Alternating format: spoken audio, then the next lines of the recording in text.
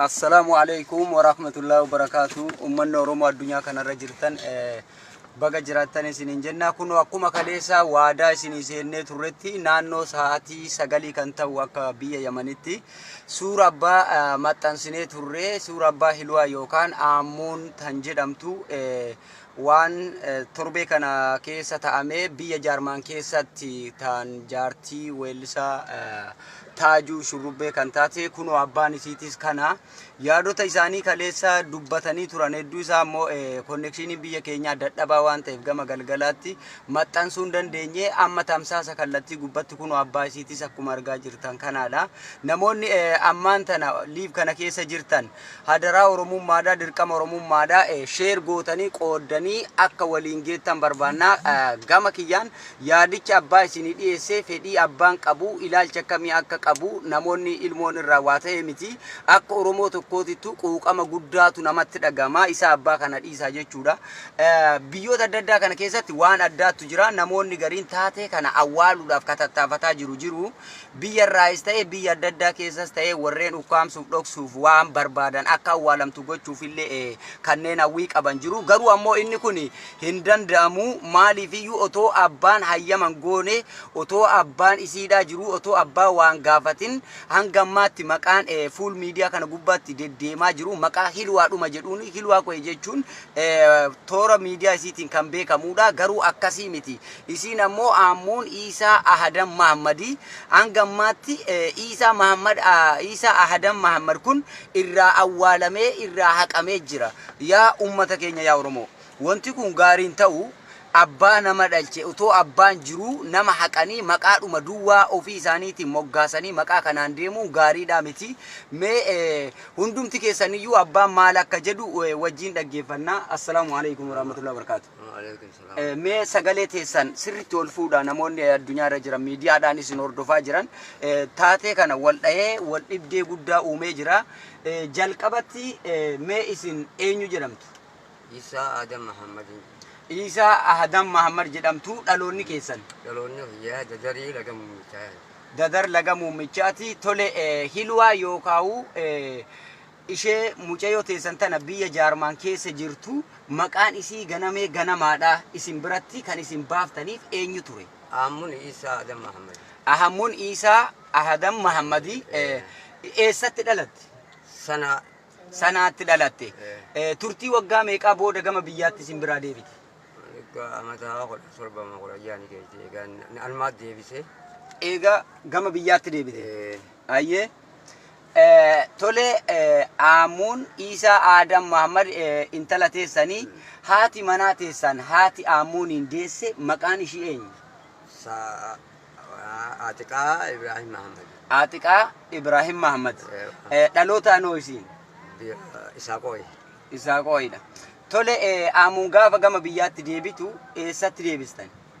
Warra keenyatti hin deebisu obboleessa biratti. Warri keessan eessa jiraata? Dadarii Laga Muumichaa. Dadar Laga Muumichaa baadiyyaadha moo magaalaadha? Baadiyyaa.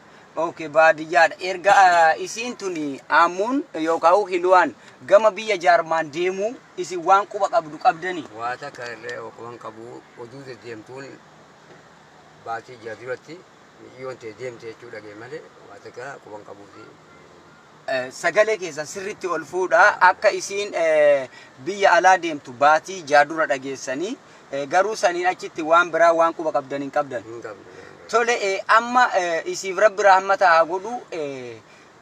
Taajuun Shurrubbeedha. Isii tana jaartii godhachuu hoo yookaan isii tana kaadhimachuu fuudhuu waan beektan qabdu? Waan takka illee hin beeknu Taajumaa ajjeesee matti malee isii san ta'uu anis hin beekne anis hin beekne isii matanaa ta'uu haadha isiitii fi inni kun fira ta'uutiin isaa walii kan nuuf fudhee miyyoo siyaasa'uu beekee. Taajuu fi haati Hilwaa. Haati Hilwaa. Firooma shanyiidhaa qabu. Firooma shanyii qaban. Firooma akkamii qaban? Firooma gosaa qabanii ilma eessuma isiiti. Ilma eessuma isiiti.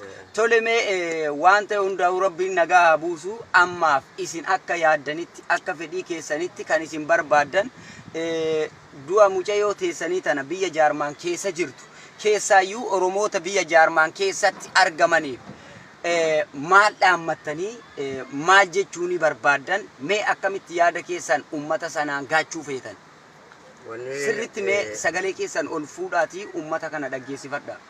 Wanni ani ummata Jarmanii dhaamuu danda'u du'anii yaatana osoo abbaa qabduutti awwaalamee jirra shira oofuuf shiraaf walittummaan kan kun shiratti inni awwaalaaf deemanii kun osoon an jiru ana ukkaamamee abbaan mixiyyoo dhale osoo jiru dhiinni abbaa qaba shirri oofan suni deemanii awwaaluus jecha kiyya wana kiyya achitti akkallee akka hin dandeenye isaanummaan ilmaan Oromoo achi jiru waan kana ilaalanii akka ilmoo isaaniiti sigalee karaatti gartee biyyumatti naa galchanii Oromiyaa keessa naa awwaalan naa godhuun fedhii keessanii jechuudha. Akka mucayyoon isaanii tun tan biyya jaarmaan keessatti duute fedhinnaa isaan kan qabanii jiraa dhabee du'aa dhabuun qabu gama biyya kiyyaa Oromiyaatti akka naa deebituun fedhii qabaa jechaa jiru. Namoonni tokko tokko waan kana dhiisii isiniin jedhaa jiru. Waan kana jalaa dhaabbadhuu irraa hafii jedhaa jiru. Isin ammooyyuu waan kana maaliif irraa dhaabbadhuu jechuu barbaachise namoonni tokko tokko wanti irraa dhaabbadhuudhaniif namni abbaan ilmoo isaa irraa hafuu waan hin danda'amnedha kun. Uummanni Oromoodhaa waan hojjetan keessatti waaqa sodaadha. Kun safuudha. Ilma namaa kan jiruu miti du'a irratti dhiichisuun ilaalcha biraa namaaf qabaachuun boruu keessa Rabbi biratti maal kaayyattan? Mee abbaan otoo jiruu abbaa kana haqxanii dhabamsiistaniituma akka waan hin jirreetti moggaasa maqaa biraa keettanii kan ittiin deemtan abbaan ammoo bakka sana isiniif hin jiru. Fedhiin abbaadhaa du'aa ilmoo tiyyaa dhabee jiraa ilmoo tiyyaa dhabee du'aa ilmoo kiyyaa dhabuun qabu biyya kiyyaa Oromiyaa naa haadhan dhamtuu jechaa jira. Inni kana kan dhaammataa jiru keessaayyuu lammiilee Oromoo biyya jaarmaan keessatti argaman kan naannoo mucayyoo sanii jiraatanii fi Awurooppaanota garaagaraa keessa jiraatan. Firoonni isaatis biyyoota adda addaa keessa jiraachuu danda'a. Biyya jaarmaan taate biyyoota Awurooppaa fi Ameerikaa keessatti argamuu danda'a.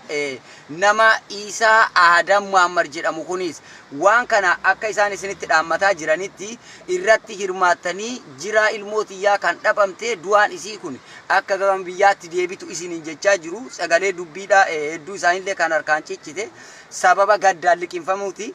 Gamanumaan keessaayyuu mee al tokkoon itti isin deebisa. Kaayyoo kana keessatti taateen kun maaliif akka ta'e waan hubattan qabdu? Waan akkata hin beekne waan ta'e kana waan irraa beektan hin qabdan. Hariiroo kanatti eega taateen kun ta'e eega mucayyoon lubbuu ishii dhabdee haati mucayyoo kana waan isin dubbiste yookaan waan ergaa kana mucayyoon kun harka namaatiin duu waan isinitti himte hoo jiru? Tokkollee natti dhoyfameetuma jiraa dhoysaniiti akkanumatti awwaalaniituma dhoysuma jiran malee anu hin beekne ilmoo isii tagartee na dura qabduu jiraa sanatti osoo sanaa keessa jiruuti ilmoo isii sanitti du'a himtee hanga abbaan achi dhalee achitti dhoyfamee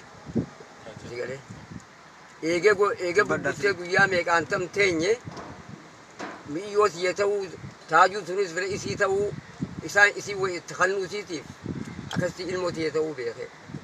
Addaan baafadhe malee tokko wanni isin natti dabaltee wanni nama kiyyatti dabaltee hin jirtu ukkaamamtee gartee isaanummaan awwaalanii eega gartee itti awwaalamte booda hoggaanaan ilmoo teessee hoggaa waan kuni gartee akka gartee ilmoo isa qabdaa jechuun maqaa biraatiin awwaalamtee ilmoo abbaa qabdu osoo nan dhalee guddise affaadhaan sanaa keessatti kofoollee itti gurgure narra darbitee biraa deemte ilmoo tiyya bakka bu'anii alagaan ilmoo tiyya bakka bu'uun ilmoo tiyyaa dhiiga kayyaa Oromoo qabaa sanyii tiyyaa qaba Oromoo guutuu qaba alagaan bakka buutee Soomaalii taatee taanii ol gobbaa taatee bakka bu'uu naan dandeettu ilmoo tiyya abbummaa qaba dhiiga abbummaa qaba. Tole uummanni Oromoo addunyaa irra jirtan ni dhageessu yaada abbaan dubbataa jiru keessaayyuu Oromoonni biyya sana keessa jirtan dirqama kana akka bayattan isiniin jechuu barbaada. Akkaataa dubbiin itti ibsamaa jiru ammoo abbaan haadha hilwaa yookaan aammuun irraayyuu hin dhageenye. Haati hilwaa yookaan aammuun akka lubbuudhaan addunyaa kanarraa boqotte yookaan darbite waan abbaa warra isii kanaatti yookaan abbaa hilwaa yookaan abbaa aammuunitti Isaa Adam Muhammaditti waan himtelleen qabdu dhoksaadha qabuu jechaa jiru kuno isaan irraayyuu hin dhageenye isin akkuma isin dhageenye kana maatiin keessanoo ka biyya jiru isaantu haadha manaa teessan tanaatu itti memoo dhagahanii jiru waan kana waa kana miidiyamarraa waan madda deemtu kana miidiyamarraa footoo isii waan biraa deemte ni beekanii ta'an malee isirraa waan dhagahanii jettu dhoofamtee deemni. Maatii keessan ka biyya jirulleen dhageessiflee isinilleen dhageessiflee. Tole amma akka dubbatamaa jirutti namoonni tokko waan kana awwaaluuf dhoksuuf hiixataa yommuu jiraachuutu mul'ataa jira. Asuma sanaa keessatti illee mallattoo adda addaatu mul'ataa jira. Wanti mallattoon adda addaa mul'ataa jiru kun akka taaziyaa taa'uu isin booddetti waan adda addaa jechuuf shaakalamaa fiigamuu jira. Isin waan kana irraa hoo waan beektan qabdu. Tokkollee waan irraa qabdu. Isin boodatti godhamaa jira. Ilmoo booda deemaati maa akkuma nama hin jirre ilmoo abbaan qabnee abbaan qabdu ilmoo abbaan qabneetti godhu jiranii awwaalanii halaata awwaalanii dhodhoysaniituma ilmaa achitti ilmoo cinatti magaalaa keessatti taaziyaa ta'an. Tole dhagaa jirtu wanti hangammaa ta'amaa jiru kun waan nama dhibaati ajaa'iba otoo abbaan jiru haluu haquu dhoksuu ukkaamsuu maqaa ofiitti moggaafatu yookaan akka fedhinnaa ofii gochuu waan barbaadan murteessuu jirmiti du'aallee sadarkaa nyaachuuf gurgurachuutti yeroo hiixamaa jiru mul'ataa jira. Fuul miidiyaa kana gubbatti kan argaa jiru waan nama ajaa'ibsiisoodha. Keessaayyuu inni namni Taajuu Shurrubbee jedhamu weellisaa sirboota afaan Oromootiin sirbee ture. Sirboota isaa sana keessatti deddeebisee akka waan maqaa bisiitii waamellee maqaa adda addaatiin yaamellee akka waan isii tanaatitti illee namoonni yeroo ibsan jiru fuul miidiyaa kanarratti kukkutanii fidan. Garuu akkas miti hilwaa yookaan aammuun mucaa amma suura isaa wajjin ka'e sana akka ka isiin taane ragaaleen dhiyaatee ni jiru. Ragaan kun ammoo Masrii Kaayiroo keessatti kan mul'atedha. Mucaan kan irraa dhalate akka jechaa jiranitti nama Kiimiyaa Ziyaad jedhamtu irraayi ishee sana ammoo biyya Kaayiroo keessatti gatee daa'ima kana fudhatee baharaan gama biyya Jaarmaaniitti imaluu danda'ee jechaa jiru. Inni sun ta'eera san booddee ammoo hilwaa yookaan aammuun sadarkaa jaalalaa fi gaa'ilaa keessa seenamee wal fuuchuun danda'ame erga wal fuudhamee booddee sadarkaa ajjeechaatiif wal saaxilame arra ammoo kan mul'ataa jiru. Kan argaa jirru kan dhagaa jirru inni du'e sun maaliif du'een haftee inni du'e sun maaliif dhabameen haftee rakkoon inni isii tan ajjeesuu danda'e maaliif hin dhabamtee isheen tun eenyurraa dhalatteen haftee abbaan isii firri isii aanaan isiidha gosti isii otoo hin barbaadamin arra mucaa maqaan isaa Gadaa jedhamu kan inni itti moggaase Gadaa Taajuu Shurrubbee kan jedhamu moggaasa maqaa isaa hadaraa rabbii jedhaati mucaan isaa biyyoota Jaarmaan keessatti faranjiidhaan fudhatamuuf jira akka faranjiidhaan hin fudhatamne Gadaan ilma keessanii guddisaati akkas godhaa jechaa jirtu fuul miidiyaa gubbaa nutti fiddanii erga Gadaan ilma namaa ta'ee kan jaallatamu taate hilwaan yookaan aammuun mukarraan dhalanne waan qaanyii waan jibbisiisaa waan nama aarsu dalagaa jirtu erga Gadaan mucaan kaleessa dhalate haadha biraa irraa dhalate hilwaan tun kan abbaa biraa irraa dhalate abbaan haqamee abbaan du'ee dhabamee duwwaa ta'ee keessaa darbamee arra namichi nama ajjeese namichi yakka dalage bilisaan mana hidhaa keessa taa'ee ilmi isaatis fuul miidiyaa kana gubbatti dhaadheeffamaa jira. Inni lubbuudhaan jiru dhaadheeffamaa jira namni lubbuudhaan jiru rakkoon qaboomaan ta'u isiin duute tun maalitti jirti nagaan mana isiidhaan arganne abbaa dhiyeessitanii fedhii abbaadhaan gaafanne abbaa isii kanaas hin baafne eenyummaa abbaa waliin ibsuu hin dandeenye hanga ammaatti kan isin ibsaa jirtan iluwaa tan feesbuukaa gootanii jirtan warreen daldala miidiyaa gubbaa oofaa jirtan small businessiin keessaayyuu hilwaa kan jedhu suuraa qofaan deemaa jirtan suurichi kun ammoo maqaa daldalaa biizinasa kanaatiif isinii tolee jira fakkaata dhugaa baasuudhaafitti illee deemaan jirtan fakkaatan amma gama dhugaatti baasuu yoo isin barbaachise ta'e kaleessa lakkoofsi abbaa isinii maxxanee ture suurichi abbaallee isinii maxxanee ture arra ammoo viidiyoo tamsaasa kallattiitiin kunoo abbaa akkuma argaa jirtan Isaa Adam Muhammad nama jedhamu dhalootaan baa Oromiyaa Dadar ganda muummichaatti nama dhalateedha isheen tun ammoo hilwaa yookaan aammuun nama Isaa Adam Muhammad irraa nama dhalateedha. Facebook irraa kan dhalattee miti. Daldala du'aatiin kan oofamuu miti. Dhugaa mucayyoo kanaa baasuuf haqa abbaa gaafachuu, fedhinna abbaa eeguu, abbaa isii kanaas dhiyeessitu isinirra jiraata. gadaa yeroo akkan duune akka rakkanne akkan beelofne akka haadhaa wal qunnamu nuun jettan ishee tanaafoo maali yaaddan ishee duute tanaaf kanaafuu mee al tokko dubbii kana keessatti waa'ee sirna gaafii gadaa jidduu jiruu fi akkaataa ilwaa yookaan aamuun abbaan Isaa Adam Muhammad namni jedhamu kun ilaalchota akkamii akka isin qabuuf akkamitti akka isin ajaa'ibsiifatu ani hin beeku. Rabbi sodaadha ummanni Oromoodha rabbuma keessa sodaadha walumaa galatti ilma namaa hin dallalina abbaa naqina abbaa irraan dhabamsiisina kun abbaan kanaadha abbaan isii jira osoo hin taane du'aa isii barbaadaa jira keessaayyuu Oromoolee waliigalaa irratti akka isin Oromoo waliigalaatti akka Oromoo tokkootti intalti tun intala Oromooti Rabbiin gudeeda keessan keessaa baasu malee ilmoo Oromooti akka Oromoo tokkootti akka Oromoo addunyaa irra jirtuutti maal dhaammattan?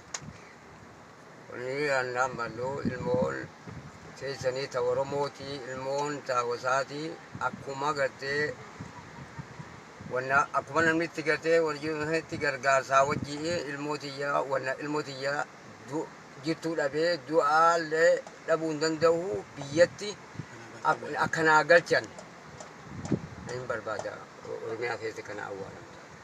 Tole kunooti abbaa kilwaa yookaan aamuun jirtuu isiitii miti du'aa isiitiin barbaada. Du'aan isii biyyatiyyaa Oromiyaatti akka naa deebi'u reefkisiidhaa barbaada jechaa jira. Gamanumaan mee ittiin isin deebisaa ulaagaalee hedduu jira.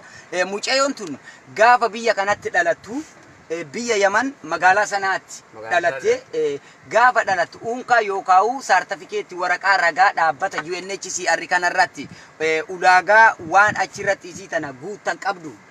Ni jira ammallee komiteera ugaadhaan raqama saniin ugaadhaan isiin ol baatii bitaagaa jirti bitaagaa ijoollee. Mee galmee lakkoofsa faayilii aamuun keessatti argamuu dandeessu yookaan isheen tuni itti beekamtuun dhaabbata UN kana keessatti galmee lakkoofsa sanaa ni beektu? Mee lakkoofsi sun meeqa meeqa? 128 raqamni isii kana gwaadhaanii Isaa Adam waggaa jedhanii dhawan maqaan isii gabbaa Hayaatii fi ijoollee lama Hayaatii fi Aamunii Asbaa. Tole dhagaa jirtanii kunooti galmee saartifikeetii yookaan waraqaa baqattummaa RIF riifuujii kan jedhamu kanarratti illee isheen tun akka sadarkaa koola galtuutti abbaa jalatti galmooftee turte gaafa galmooftu sana maqaan ishii eenyu ture? Aamuun Isaa Adam ture.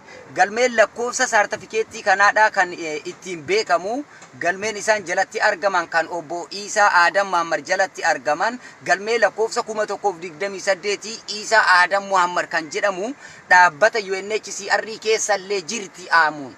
Arrammoo duwwaadhaa miti galmee kana keessaayyuu communitiin ummata Oromoo biyya Jaarmaan keessa jirtan kanneen dhaabbata UNHCR'tti hariiroo qabdan itti dhiyeenya qabdan dhaqxanii waan kana sossoosuu dandeessan galmee lakkoofsa kanaa qabattanii maqaa mucayyoo tanaa cheekii godhuuf liistii jalaa baasuu ni dandeessan. Galmeen kun ammoo kan ishiin jalatti argamtu 1128 galmeen isiin jalatti waamamtu ammoo Isaa Adam Muhammad nama jedhamu jalatti kun abbaa isiiti kana jalatti argamti. Mucayyoon hanga sadarkaa kanaa keessa jirti. Abbaan haqamuudhaan qabu, abbaan dhabamuudhaan qabu. Joo har'ammoo kan kana haqxan taate Oromoon boru deebisee kan biraatis akkanumatti si nyaata, akkanumatti si ajjeesa, akkanumatti si gurgurata. Du'aa kee gurguruun isaa waan sirraan hafneedha. Firri firooma osoo hin taane bara boodaa kanatti maallaqni maallaqoomatti hiriyoome fakkaataara. Addunyaa bara torba jijjiiramtee fi biyya lafaa tana tallaaqamte keessa seennee jirra fakkaata. Hangammaatti dhugaa namoonni barbaadaa jiran lakkoofsaan namoota muraasaadha. Haltoonni ammoo dhugaa kana dhoksuudha warri fedhan. Abbaa boodatti awwaaluudha kanneen fedhan. Otoo abbaan waa tokko murteessuu hin dandeenye akka abbaan hin jirretti fedhii abbaa tokko otoo dheegin otoo abbaa waan tokko hin gaafatin ilaalchaa fi kaayyoo abbaa otoo waan tokko hin hubatin ishee tana akka awwaaluuf namoonni dhiisi jechaa jirullee jiru. Gama keessootiinis ta'e gama bilbila harkaatiinis ta'e waan adda addaatu dhagahamaa jira. Isa kanachuun keessaayyuu firri firoomaa jedhu Oromoon keessaayyuu yeroo balaatii fi yeroo qalmaa ummata Oromoodhaa qabdu. Oromoo keessatti ammoo fira qabdu. Fira keessan keessatti akka dhiigaa tokkootti dhiiga keessanitti kan isinitti aanu. Wanti kun gumaadhaa miti lubbuu namaati. Haqa barbaadaartu maaliif akka duuteen beekamtu du'aan ishii sun biyyatti naa deebu jechuun maallaqa naa kennaa jechuudha miti. Mee osoo isin waan kana dubbattanu otoo isin waan kana addunyaatti waamicha gootanu wanti kun haa godhamuu dhabu maal dhaamtuufi firoottan keessan biyyoota adda addaa keessa jiraniif ummata Oromoo dabalatee maal dhaammattan maal itti himtan maal dubbattume Angama kiyyaan sirriitti sagalee keessan kaasa angama kiyyaan akkuma gartee miyyoon tun biyyatti naagaltuu nagargaaranii maan Oromoo kun ifaamii ismaaf wal godhanii kumuutiin biyya alaa jirtu yoo tanaa sirra biraatti awwaalamtee jirti dhoofamtee awwaalee ukkaamsu jiranii akkasumatti isaanummaan ilmoota isaaniiti walumaan qabna akkuma isiin sun gartee awwaalamtu ammoo alagaan ummanni gartee ni awwaallaa isaa achitti awwaalla jee deemu ilmooti jarraa waa takan qaban ilmoo abbaatu dhiiga qaba kanaafuu gaafii walii goonee akkasitti isaanillee ilmoonti akka ilmaan Oromoo alagaan fuutee na awwaalle ilmooti gubbaa alagaan akkanumaan dhaabbanne alagaan akka ilmooti harkumaanuun qabannee gubbaa dhaabbatanii waa takka irraan qaban isaanii ka gurguratee isaaniitu ajjeesiise ilmaan Oromooti ka awwaalachuu danda'us ka muree murteessuu danda'u isin kachi jiru keessaa jarmar keessa ka jiru kamiyyoon itti duuda keessa ka jiru ka muree murteessu na gaafatanii ilmoon teessan keenyaa miti tiyyaami an kophaan qabu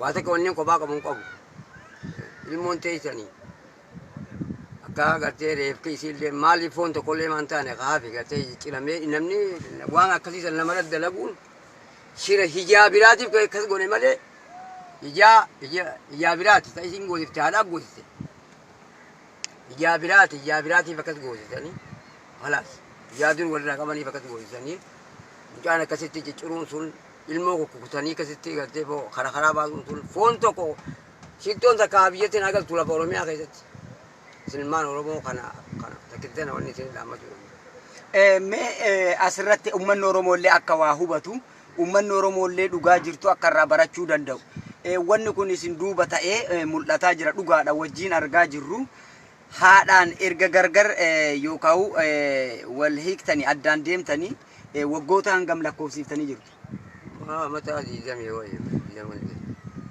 ummanni Oromoodha kunoo dhagaa jirtu waan abbaa Iluwaatii fi haadha Iluwaa jidduutti taa'ame waan waggoota dheeraadha addaan turame jibbiinsi walii waan jiruuf waan abbaa kana haaluu haquu dhoksuun danda'amuu isaa nama shakkisiisu kanaafuu ummanni Oromoo addunyaa kanarra jirtan abbaa naamuun kan isinitti dhaammate foon takkallee yoo taate isiniin jedhe foon takkallee yoo taate biyya kiyyatti naafaa galtuu ilmoon tiyya foon isii biyya Oromiyaa sanitti naa haa deebituu isiniin jedhe keessumaayyuu mee kanneen amma liivii kana keessa jirtan adaraa keessan sheer godhaa qoodaatii addunyaa kana wal dhageessaa isiniin jechuu barbaada dubbiin kun dubbii ajaa'ibaatu deemaa jira waan ta'eef yeroo kamuufuu rakkoo kamuu kan mul'atuuf deddeebisnee isinii dhiyeessuu dandeenya ammaaf ammoo yaadota jiru irraa gulaalaati kan isinii himaa jirru gama keessootiin lakkoofsi illee maxxanee ture lakkoofsa abbaadhaa kallattiidhumaan bilbiltanii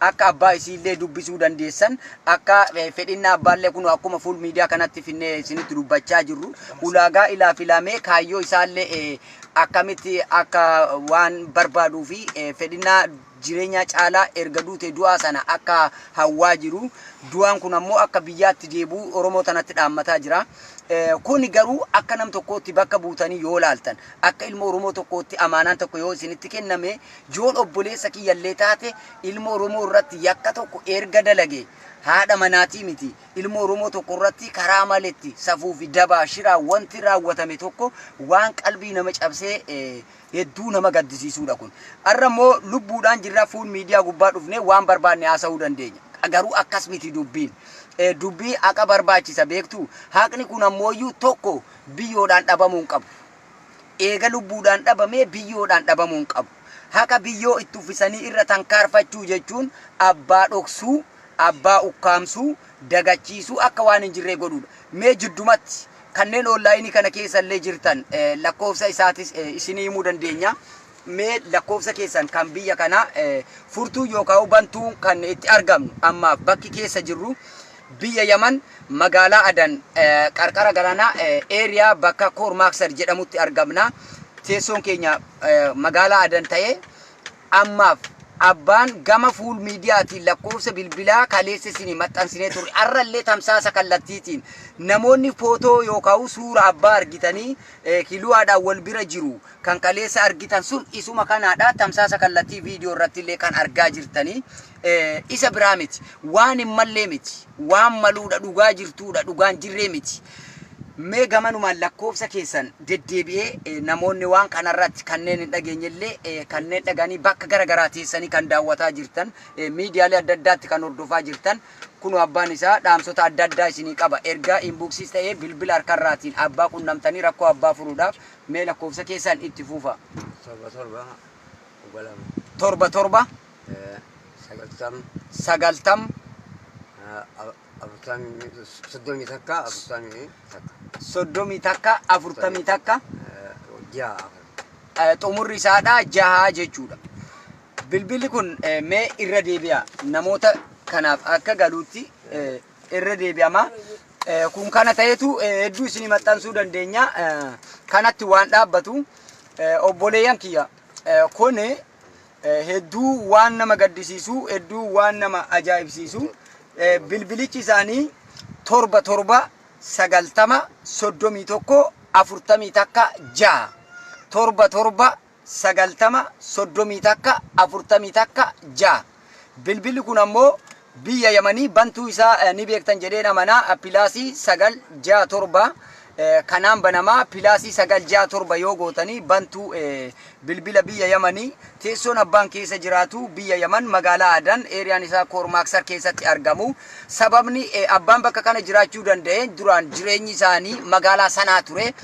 Jibbiinsi magaalaa sanaa keessatti kan mul'ate taatee barkum 2021 maarchii ji'a sadaffaa gaaf guyyaa 7 mana hidhaa keessatti ilmaan Oromoo badii tokko maleetti Oromoo 450 ol kan ta'an garee mootummaa shiftaa Huutiitiin boombiin gubatanii sababa san hedduun Oromoodhaa hiriiratti baanii hiriira sanarraa cunqurfamanii tumamanii dhiibamanii gama biyya Yaman magaalaa Adan tanaatti darbamuu danda'amni. Arraa turtii waggaa lamaatiif deemaa jiru bakka kana abbaan namoota waan sanatti hirmaachise keessaa tokko ture. Arra mooyyuu waan hin malle yeroo itti as deebu namoonni isa beeku nuti warri bira jiru hedduu waan nama gaddisiisuudha. Kanneen hin beekne illee baruu dandeessan gaafa Oromoon nama 450 biyya Yaman magaalaa sanaa keessatti ji'a sadaffaa gaaf guyyaa 7 mana hidhaa keessatti badii tokko malee lagannaa nyaataa geggeessanii dirqamumaanuu nyaachuu qabdanii yoo nyaata diddan ammoo nu kaffaluu qabdanii maallaqa isinirraa nu barbaachisaa jiranii maallaqa isin qabnu nyaata keessanii isin feenu jennaan carraan isin qabdan du'aaf kaadhimamtaniirtu kan jedhu boombii itti darbatanii waan san lubbuun ilmaan Oromoo 450 biyyuma kana keessa badde. Gaafa san abbaan isii warra sagalee ta'aa ture keessa aduu jalatti kufee ulaa namaa duratti hafee nanguddoodha argaa jirtu guyyaa tokko dadhabee beela'ee dheebodhe jedhee iddoo sanaa otoon deemin quuqama Oromummaa qabuuf dirqama lammummaan namarra jirtu waan sanatti hirmaatee godhee ture. Arra immoo harkuun harka nyaattii jetti Oromoon. Beekuus dhabdan nuti warri beeknu nuti warri argu isin ibsuu dandeenya isinis irraa barachuu dandeessan. Arra taateen kun kaleessa ilmaan Oromoo ilma isaa godhatee ilmaan Oromoo obboleeyyan isaa godhatee kan du'aan harka Arabootaatiin raawwatame sun anfoon kootiin raafuun danda'uu jedhee isaan sanaaf lallabaa falmaa ture.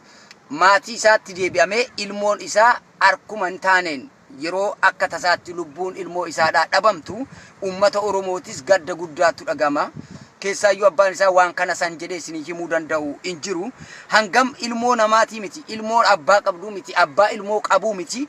Oromoonni biraa tarii hiriyoonni maan tokko yoo isin biraa akkan taanetti harka namaatiin ajjeefame balaa konkolaataatiin du'e dhugaatii bishaanitti waan tokko ta'ee addunyaa kanarraa deeme hangam lafeen keessan isin caba hangam isin dallansiisa. Har'a abbaan aammuun kunoo kaleessa Oromoo asitti 450 duuteef gaddaa ture waan qabuun gargaaraa ture asii iyyaa ture jaarsi kun kaartoona kana gubbaa buree sagalee ilmaan Oromooti jedhee dallanee waan godhu dhabee lubbuu takkitti qabu tana karaa mirga namummaa yookaan dhaabbata UNHCR jedhamu kanatti biyya seera qabdu keessatti osoo hin taane biyya isin keessa jirtan keessatti namni akkamitti du'uu danda'a jedhee sagalee kana kaasee namoota nu kakaasaa ture keessaa abbaa Aammuun Isaa Adam Mahamadidha.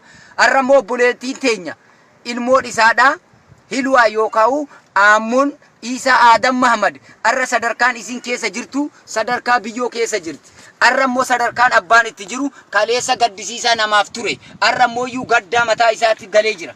Gaddatu itti dhufe. Gadda keessa jira. Hamileen taaneen cabee jira. Kaleessa Oromoodhaaf booyaa ture. Har'a immoo ufiifuu booyaa ture. Akkuma inni kaleessa nuu booyaa ture nuti har'a immoo isaa booyuuf dirqama.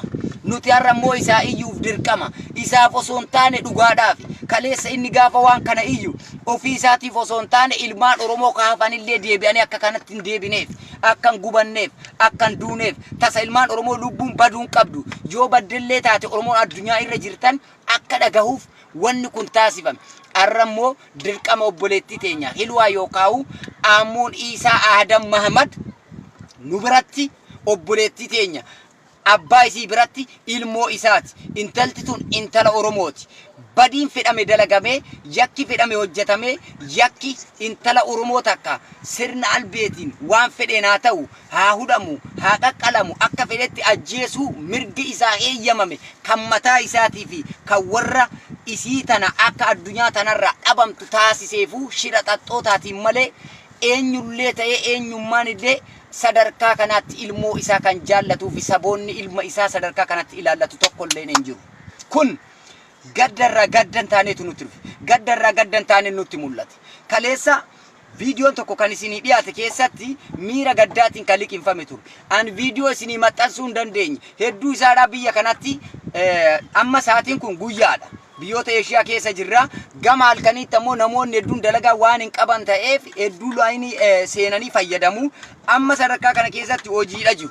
Hedduun isaadha amma shabakaan hedduu ni deemsisa jennee waan kana goone. Silaa kaleessa isin qaqqabsiisna ture. Isa kanallee gochuu hin dandeenye. Ammaaf ummanni Oromoo abbaa kaleessa Oromoo biyya kanatti duuteef Oromoo biyya tana keessatti rakkoo keessa jirtuudhaaf qooda bayate. Hirmaataa ture har'a immoo dabareen dhufee isa ga'ee jira itti hirmaadha sagalee ta'aa fi abbaa isii tana gargaara nama guddaadha biyya sanan jiru warri biyya sana keessa jirtan akka Oromootti isinitti dhaammate akka Oromootti isinitti hime akka Oromootti isinitti kennate akka Oromootti akka biyyatti deebistan akka Oromootti akka ulaagaa barbaachisu kamuu isaan wajjin xumuruu dandeessan akka Oromootti akka dhimma obboleettii teessanii bakka buutanii waan kana goolabuu dandeessan isinitti dhaammate waan biraa miti. Hilwaan abbaa qabdi. Queen ammoo moggaasa maqaa fuul miidiyaati. Namni miidiyaa irratti waan barbaade moggaafata. Kanaafuu maqaan isii isa dhugaadha. Maqaan Hilwaa kun akkaataa biyya Itoophiyaa keessaa itti baafamteen biyya sana dhaquu dandeesseen maqaan isii kan dhugaadha Aammuun Isaa Adam Mahamad. Dhaloonni isaanii baa Oromiyaa Dadar ganda muummichaatti warra dhalatanidha. Isiin ammoo hundee dararaa hidda ganamaa Dadarii ganda muummichaa irraa tan biqilteedha. Namoonni Oromoo biyyoota adda addaa keessa jirtan hidhata kana kan beektanis kanneen firooma walitti qabdanis kan biyya Awurooppaa, Ameerikaa, Kanaadaa, Jaarmaan, Awustiraaliyaa, Maalii biyyoota hunda keessa jirtan kanneen akka UK keessa jirtan namoonni kunniin hedduun keessan waan kana hubattanii ordoftanii dhugaa jirtu baasuutu isinirra jiraata yaa Oromootiyya. Hedduu gara sabaatti cinqadhaa. Hedduu gara diinagdee tanarraa akka of qusatan namoota waan gara diinagdeetti waan kana naannessuuf fiigaa jiru argaa jirra. Kun yeroo kamuu nurraan eeggamu, nurraa ta'uun qabu, nurraa ta'uun danda'u, guddachuudha qabna. Kun diinaa miti. Kun har'a ilmoo teessan, obboleettii teessan, dhiiga keessan, shanyii keessan kanarra dhiigni siidhaa tasa dhangala'e. Baatii muraasa booda biyya Jaarmaan dhaquu dandeessi. Baatii muraasa booda har'a immoo warra sadarkaa reefkaa keessatti laakkaamti. Kun hamilee akkamtu isinitti dhagama. Mee sagalee kana abbaa isiidhaa kan mul'atu kana bira yaada isaatis kan dubbate kanaadha.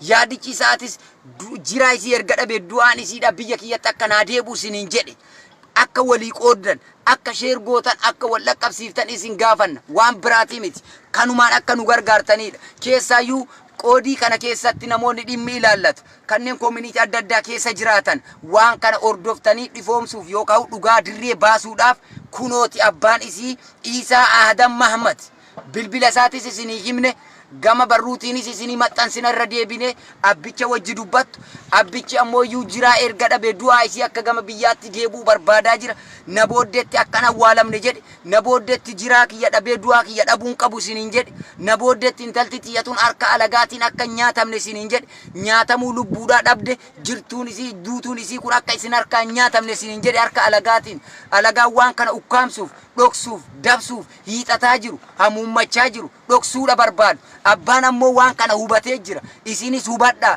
isinis argaa bakti ormaanni kun ilma namaatii miti rabbirraayi akkaataa isiin itti argamte gama isaatiinis gama isiitiinis waan jiru isin himee ture erga turtii wal dhibdee yookaan adda bahiinsi haadha Hiluwaatiin itti geggeeffame turtii waggaa 20 lakkoofsiisee jira jibbiinsi haati Hiluwaa abbaa Hiluwaatiif qabdu nam waggaa 20 adda fagaatee miti guyyaa 20tti namni sadarkaa akkamitti akka wallaalu ni beektu kanaaf abbaa kana dhageessisuun fedhan abbatti mun fedhan akka abbaan waan kana dubbatuun fedhan akka abbaan waan kana godhuun fedhan akka abbaan gonkumayyuu fuul miidiyaatti dhiyaatuun barbaadan sababni isaadhaa'oo erga jirtuun isii dhabame du'aa isiidha gatii tokko yookaan akka nama gumaa fudhatu fiixataa jiru fakkaata yaa Oromoo otoo isinitti iyyinu haa nyaatamtu malee otoo isinitti himnu haa dhabamtu malee otoo isinitti himtu haa godhan malee nuti isinitti himaa jirra kan isinitti himaa jirru jiraan dhabamee du'aanis ammallee abbaa dhoksanii abbaa awwaalanii akkuma gaafa isii lubbuudhaan jirtu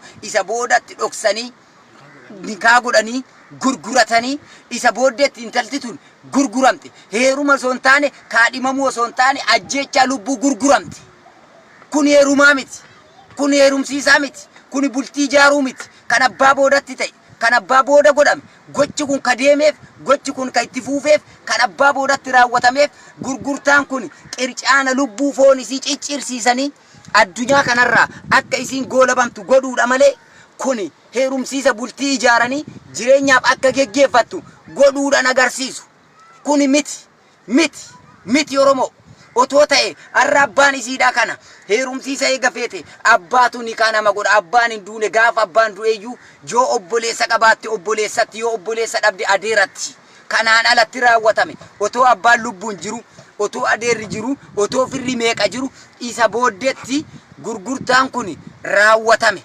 isiin kun ammoo kan gurguramte nama du'eedha nama du'aaf gurguramteedha akka duutuuf ammoo kaadhimamte akka duutuuf ammoo gurguramte heerumsiisa miti jireenya ijaaruu miti bultii geggeessuu miti baatii 4-5 keessatti taatee lubbuu isii addunyaa kanarra boqachiisuudha kan dhufe isa kanaadha arrallee warri waan kana gochaa jiru abbaa keessoodhaan waan adda addaatiin cinquu jiru dararuu jiru akkan dubbanne akkan dhiyaanne akkan himne barbaadu isa kana jechuun taateen kun addunyaatti maanu salphiftaa jechaanii jiru Oromoon addunyaa kanarra jirtan keessaayyuu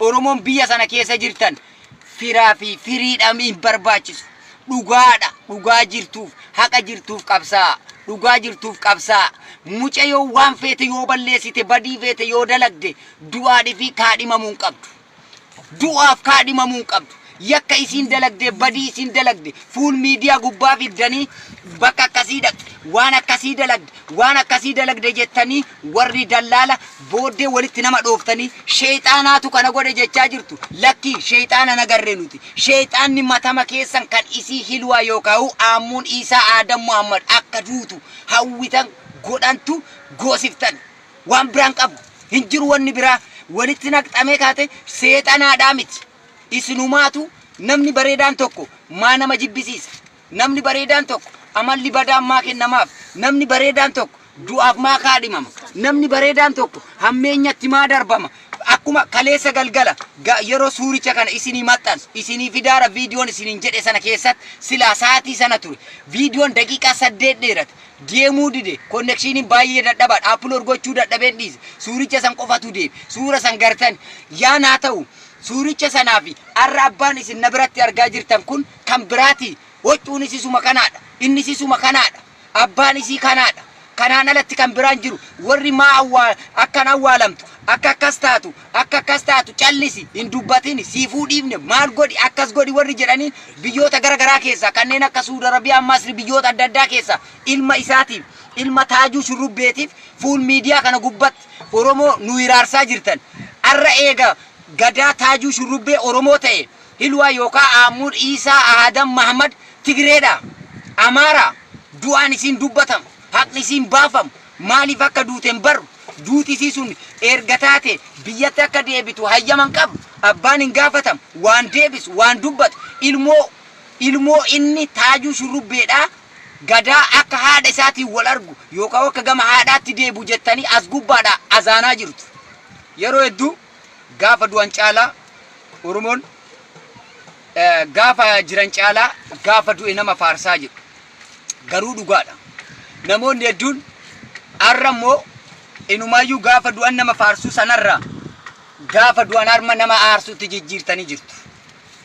Jaan waan ajaa'iba sitti ta'u ilmoo namaa ta'a abbaa qabdu. Abbaan in heerumsiifne yookaan isii tana nikaan goone quban qabne isa booddetti maqaa Hilwaa jedhamu jijjiiramtee biyya Jaarmaan dhayxe du'aan isii ammooyyuu Hilwaa quen taatee as baate abbaan isiidha. Isiin Aamuun Isaa Aadam Muhammad kan jedhamtu kunoo abbaan isii kanaadha. Garuu ammoo maqichi fuul badii kijibaa fuul miidiyaa kana gubbatti sanbata deemaa ture. Dubbiin kun ni jajjabaataa dhufe Oromoonni hedduu warri quuqama qabantu waan kana jajjabeesse waan santu abbaa kana as baasisuu danda'e. Abbaan ammoo gadda kana keessa liqinfame hedduu dubbii akka dubbachuu hin dandeenyes miira isaanii irraa mul'atu. Ummanni Oromoo du'aa namaa kanarratti qoosuu dhiichisuu abshaala uf gootanii warri gariin abshaalota jira laal abshaala akkamii aktivistii maallaqaa jira warra fuul miidiyaa dhufee miti warruma bilbila harkaa kanaan gatii maallaqaa daldalachuuf hiixataa jiru argaa jirra. Oromoon gariin onnee irraa quuqamee waan kanaa sifa coofaa jira waliin rakkatee warreen akkasii dubbii tottolfatanii warri waan kanaaf deemtan warri du'aa kana gurgurachuuf hiixachaa jirtan du'aa kana nyaachuuf hiixachaa jirtan maqaa moggaasa badii abbaa isii Isaa Aadam Mahamadiif maqaa moggaasa badii gumaa nyaachuuf waan kana godhaa jirtu jettee kan hiixataa jirtu simataa kee akka ta'e of quba qabaadhu. Gumaa kana nyaachuuf akka abbaan hin dubbanne kan si hawwisiise kan si jibbisiise kan si gubu kan si aarsu kan si dallansiisu hattummaa keessan abbaa waan si jalaa saaxiluuf wanti biraa kan si macheessaa jiru hin jiru. Abbaan ilmoo isaa irraa yoomuu hafuu hin danda'u. Oromoon itti hirmaatu haa dhiisu. Fedhiin abbaan qabu jiraa ilmootiyyaa dhabee du'aa ilmootiyyaa dhabuun qabu isiniin jedhe. Lakkoofsi bilbilaatis kanuma argartan sana ammas kanuma deebinee isinii himne kana isiniif deebisna isiniif maxxansina isiniif kennina isiniif goona kanuma kunoo abbaan isaatis kana abbaan isiitis kana Hilwaadhaaf rabbi rahmataa godhu rabbi siyaara aramu abbaa isiitiif illee rabbi sabrii haa kennu haalii isaallee rabbiin haa sabbarsiisu. Kun taatee ilmaan Oromoo irraa waa barachuu qaban taatee ilmaan Oromoo irraa itti yaadachuu qaban taatee ilmaan Oromoo irraa barnootaaf nama kaayuu qaban. Dhugaan ilma Oromoo takka awwaalamuu hin qabdu. Dhugaan intala Oromoo takka dhabamuu hin qabdu. Akkatti himamaa jirutti waan biraattu isaan jidduu jira. Wanti jiru ammoo garaagarummaa sanyii osoo hin taane hidhannoo sanyiidhaallee akka qabu abbaan ragaa isinii bahee jira. Gama haadhaatiin akka durbii natti fakkaata. Gama haadhaa isaaniitiin walitti ilma eessuma isaanii akka ta'e isinii ragaa bahee jira. Meen alagaan ilmi eessumaa tokko intala tana yoo nyaatu yoo ajjeesu obboleettiin gamni haadha Hilwaa waan kana abbaa isii Isaa Aadam Mahamad dhoksuuf ukkaamsuuf yeroo isiin hiixattu fira ilmoo isaa sana firoonfattee osoo hin taane ilma lubbuudhaan hafe taajuu shurrubbee nama jedhamu sana caalchifatte. Maaliif hidhannoo sanyii isii waan ta'eef jettee goote. Inni ammoo Isaa Aadam Mahamadis dhiiga kooti Aamuun jedhee barbaadatu jira. Isii jirtuudha dhabee duutuu dhabuun qabu. Duutuu isii kana haa awwaalatu. Biyya isiitti haa galchaniif akka biyyatti deebitu gaafata. Isheen nama lubbuudhaan jiru osoo hin filatin kan lubbuudhaan hafe kan mana hidhaa jiru sun dhiifama godhuufii fedhan. Waa Oromoo yaa Oromoo quba qabaadhu. Dhiifama godhuufii fedhan. Dhiifama gochuufii barbaadu. Waa irraa nyaachuu fedhan. Maallaqa xiqqoo fudhataniit mucayyoo awwaalaniit isaa dhiifama gooneerraa an haadhaa an obboleetti an abbaadhaa ammaalii jedhamee deemaa jira. Abbaa dhugaadhaa boodatti abbaa dhugaa duubatti wanni kun ta'uuf deemaa jira. Hiixachaa jira. Boru ammoo wal nun gaabbisiisu. Arra walii boonna wal nu shakkisiisu. boru ammoo gaafii nutti hin ta'u otoo wanni kun hin ta'in ammoo amma walii boonya amma walitti manna wanti kun gama itti deemaa jirutti ulaagaa lama qabatee deemaa jira warra achi keessa jiru keessa Ameerikaa irraa akka fira isiitti namoonni gama reefka isii kana yookaan bakka hilwaan jirtu biyya Jaarmaanitti imalaaruullee jiraachuu himamaa jira